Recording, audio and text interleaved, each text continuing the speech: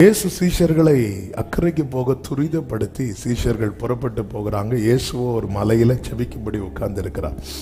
நடுக்கடல்ல வந்தபோது திடீரென்று காற்று பலமாய் அடிக்கிறது.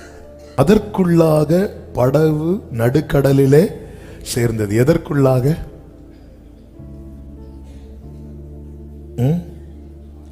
எதற்குள்ளாக? சும்மா ஏதாவது சொல்லுங்க. எப்படி நான் நினைச்சதான் சொல்லுவேன். நீங்க ஏதாவது காற்று வந்து அடிக்கிறதுக்குள்ள ஃபர்ஸ்டே காற்று அடிச்சிருந்தா நமக்கு என்ன ரீசன் சொல்லி எஸ்கேப் ஆகலாம் தானே? ஆமே, ஃபர்ஸ்டே காற்று அடித்திருந்தா அதற்குள்ள. அதனாலதான் ஆண்டவர் சில நேரத்தில் பாருங்க, கொஞ்சம் அமைதியா இருந்துட்டு எங்க கொண்டு லாக் பண்ணணுமோ அங்க கொண்டு வந்து. ஆமே, அதாவது ஆகாரு டயர்டாகி உட்கார்ந்தா. ஃபர்ஸ்டே உட்கார்ந்தா பையனை எந்த செடிக்கு கீழே கிடத்தினாலோ அங்க உட்கார்ந்து இருப்பா. அவளை அலைய விட்டு அவள் அலைந்து திரிந்து ஒரு அம்பு எய்கிற தூரத்தில் போய் அவள் உட்கார்ந்து என்று சொல்லப்பட்டிருக்கிறது. அதற்குள்ளாக அங்க வந்துட்டான். அதற்குள்ளாக படகு நடுக்கடலிலே சேர்ந்து எதிர்காற்றா இருந்தபடியால் அலைகளினால் அலைவுபட்டது.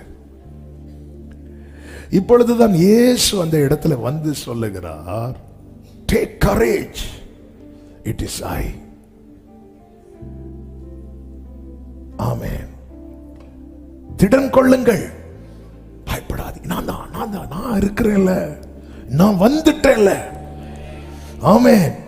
சில நேரத்தில் திடீர்னு நம்மெல்லாம் வீடு டோர்லாம் க்ளோஸ் பண்ணி இருக்கும் போது அன்டைம்ல ஒரு 11+ அல்லது சிலருக்கு 6 மணி தாண்டினாலே அன்டைம் தான். அப்படி ஒவ்வொருத்தருக்கும் ஒவ்வொரு டைம் உண்டு.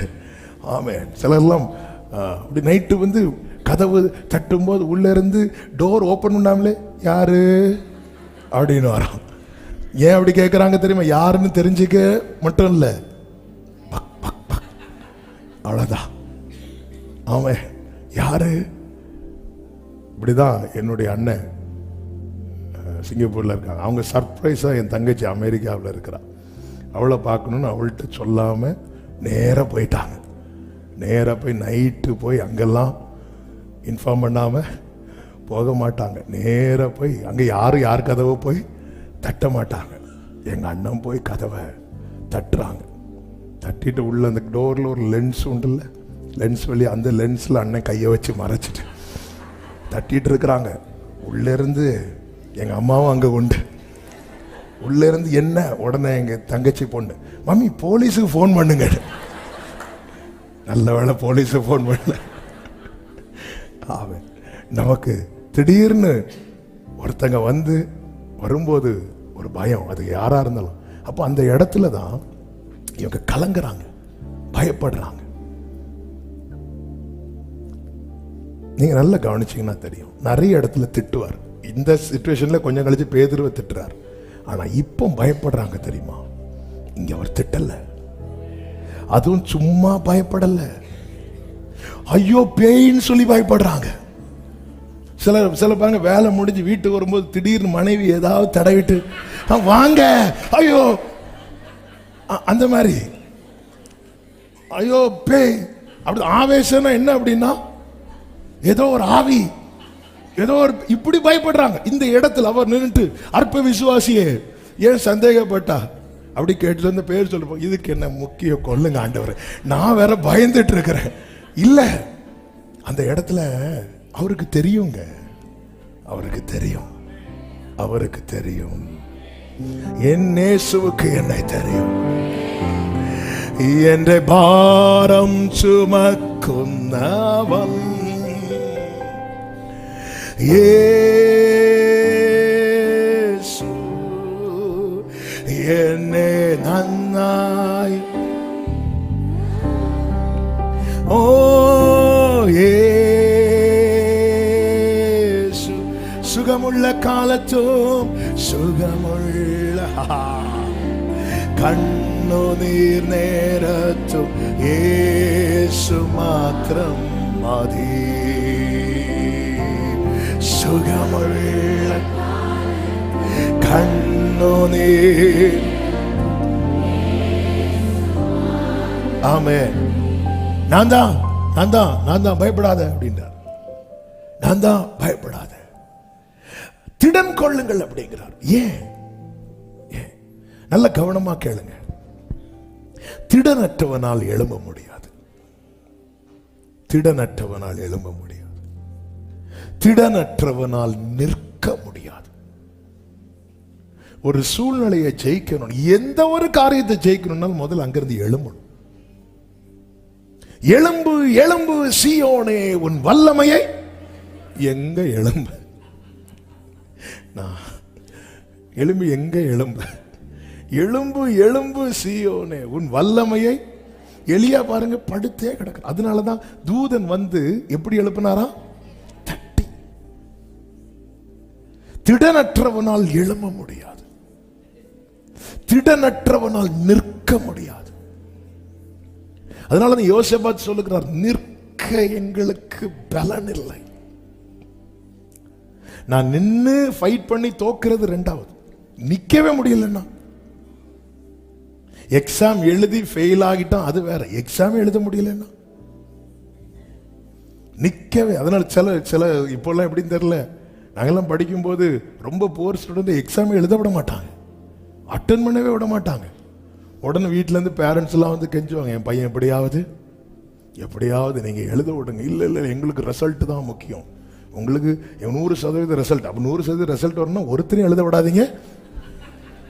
ஒருத்தர் விடவே மாட்டாங்க. சில இடத்துல விட மாட்டாங்க. அவங்க மிரட்டுவாங்க. நான் பாரு ஃபுல்லாக ஃபெயில் ஆகிட்டு இருந்தா எக்ஸாம் எழுத விட மாட்டோம். எக்ஸாம் எழுத அட்டன் பண்ணவே விட மாட்டாங்க, நிற்கவே விட மாட்டாங்க. திடனற்றவனால் நிற்க முடியாது, திடனற்றவனால் எதிர்கொள்ள முடியாது. அதனாலதான் மீதியானியர் வர்றதுக்கு முன்னாடியே கொஞ்சம் கிடைக்கிற கோதுமையை எடுத்துட்டு வீட்டில் போய் சப்பாத்தி போடுவோன்னு கிதியோன், அதுவும் ஆலைக்கு பக்கத்தில் போய், ஆலையிலிருந்து போர் அடிச்சா கூட வந்து தூக்கிடுவாங்க. அதனால பக்கத்தில் இன்னொரு இடத்துல, அதாவது கல்யாணம் இங்கே நடக்கும்னு சொல்லி காடை கொடுத்துட்டு இன்னொரு இடத்துல கல்யாணம் நடத்துகிற மாதிரி கிதியோன் சைடில் போய், ஏன்னா அவங்களுக்கு தெரிஞ்சிடக்கூடாது, எதிர்கொள்ள முடியாது. திடனற்றவனால் ஏற்றுக்கொள்ள முடியாது. கர்த்தர் மோசேக்கு திட்டத்தை சொல்றார், நான் உன்னை அனுப்பி அவங்களை கொண்டு வருவேன். வேற ஏற்றுக்கொள்ள முடியாது, என்னால் தாங்க முடியாதுப்பா. நான் ஒரு விசை உன்னெல்லாம் எனக்கு தலைவனா வச்சது யாருன்னு கேட்டாங்க, எனக்கு அதுல இருந்து நான் இன்னும் வெளியே வரல. இன்னும் ஒரு வாட்டி என்கிட்ட யாராவது கொஸ்டின் பண்ணாங்கன்னா என்னால் தாங்க முடியாது. திடனற்றவனால் எதிர்கொள்ள முடியாது. திடனற்றவனால் புறப்பட்டு போக முடியாது. இவங்க அக்கறையை நோக்கி பயணிக்கிறவர்கள். நாம் எல்லாருமே அக்கறையை நோக்கி, நம்முடைய வாழ்க்கை என்னும் படகிலே, நம்முடைய வாழ்வின் பாதை என்னும் சமுத்திரத்திலே பயணித்து தான் கொண்டிருக்கிறோம். நாம் திடனற்று போவதற்கான காரணங்கள் அநேகம் வேதத்தில் சொல்லி இருக்கிறது. பிராக்டிக்கலா நம்முடைய வாழ்வோடு சம்பந்தப்படுத்தி 1-2 காரணங்களை சொல்லி, ஒரு தேவ பிள்ளைக்கு திடன் எதுல இருக்கிறது என ஒரு 3 காரியத்தை சொல்லி நான் ஜெபிக்க விரும்புகிறேன்.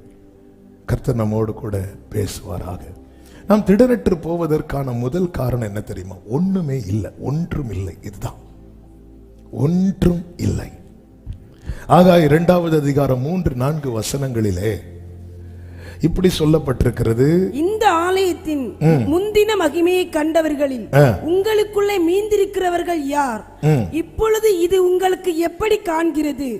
அதற்கு இது உங்கள் பார்வையில் ஒன்றும் இல்லாதது. இது இப்போ உங்களுக்கு எப்படி இருக்கிறது? முந்தி நல்லா இருந்துச்சு. யோபு சொல்லுவார்ல, அந்த செல்வ நாட்களின் சீர் இப்பொழுது இருந்திருந்தால் நலமா இருக்கும். முந்தி ரொம்ப நல்லா இருந்துச்சு, இப்போ எப்படி இருக்கு? உங்கள் பார்வையில் எப்படி இருக்கிறது? ஒன்றும் இல்லாதது போல் காண்கிறது அல்லவா? அதனால கர்த்தர் சொல்லுகிறார் 4வது வசனம், ஆனாலும் செருபாபேல் நீ திடன்கொள் அப்படிங்கிறார். அதன் அர்த்தம் என்ன? என் பார்வையில் ஒண்ணுமே இல்லை அப்படிங்கிற நிலைமை வரும்போது நான் ஆட்டோமேட்டிக்கா திடனற்று போயிருவேன். எலியா ஏன் ஏசபேலின் வார்த்தை கேட்டு திடனற்று போனான் என்றால், நான் 3 வருஷம் காத்திருந்து 3 வருஷம் ஜெபித்து பலிபீடத்தை செப்பனிட்டு இப்படி நிரூபித்து அக்கினி இறக்கி நிரூபித்தும் ஒண்ணு இல்லாம ஆயிட்டேனே, ஒண்ணு இல்லாம போயிட்டேன். அவன் திடனற்று போயிட்டான்.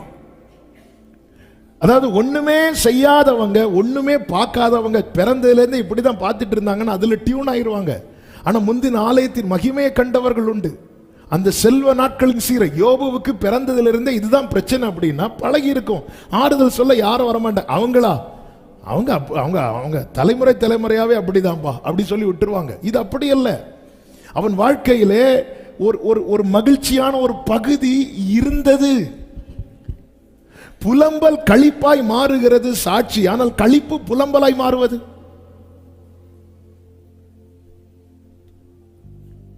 அநேகர் வாழ்க்கையில புலம்பல் களிப்பாய் மாறினது என்று சொல்லும் போது சிலருடைய வாழ்க்கையில களிப்பு புலம்பலாய் மாறி இருக்கிறது. இந்த நம்ம வெளியெல்லாம் பயணிக்கும் போது சில வீடெல்லாம் பார்த்தீங்கன்னா பாழடைஞ்சிருக்கும். என் கூட யார் பயணித்தாலுமே நான் உங்ககிட்ட என்ன சொல்லுவேன் அப்படின்னா, ஒரு காலத்தில் இந்த வீட்டில் எவ்வளோ மகிழ்ச்சியின் சத்தம் கேட்டிருக்கும். அப்பா அம்மா பிள்ளைங்க அப்படி எவ்வளோ சந்தோஷமா இருந்திருப்பாங்க. எங்கேயோ ஏதோ ஒரு பிரச்சனை வந்துட்டு எல்லாரும் செதறி போயிருப்பாங்க. இப்போ அந்த வீடு கேஸு அது இது நாயி புல் முளைச்சிட்டு அது இது முளைச்சிட்டு இப்போ என்னாச்சு, இப்போ ஏதோ ஒரு ஊர்வன பரப்பனை தான் உள்ளே இருக்கும் இல்லை. ஒரு காலத்தில் இந்த வீட்டில் ஒரு மகிழ்ச்சியின் சத்தம் கேட்டிருக்கும். அப்படி தானே அந்த வீடை கட்டியிருப்பாங்க. சில வீடெலாம் அப்படி பாழடைஞ்சிருக்கும். சில வீடு ரொம்ப காலத்துக்கு முன்னாடி உள்ள வீடுகள்லாம் பார்த்தீங்கன்னா சில இடத்துல அதை தொட்டா விழுந்துரும். சில கிராமங்களுக்கெல்லாம் போகும்போது அப்போ அந்த அதெல்லாம் பார்க்கும்போது மைண்டில் உடனே நினைக்கிறது அப்படிதான். ஒரு காலத்தில் இந்த வீட்டில் ஒரு குடும்பம் இருந்திருக்கும். அந்த குடும்பம் சந்தோஷமாக சாப்பிட்டு படுத்து தூங்கி விளையாடி எவ்வளோ சந்தோஷமாக இருந்திருப்பாங்க. ஆமென். இப்போ எப்படி இருக்கு? ஒன்றும் இல்லை. அதாவது இன்னைக்கு காலையில் இந்த வார்த்தையை திரும்ப திரும்ப செய்தியை ஆவியானவர் மெடிடேட் பண்ண வைக்கும்போது ஆண்டவர் சொல்லுகிற வார்த்தை, ஒன்றுமே இல்லாதவன்ட்ட நிறைய பேசுறது அவர் மட்டும்தான்.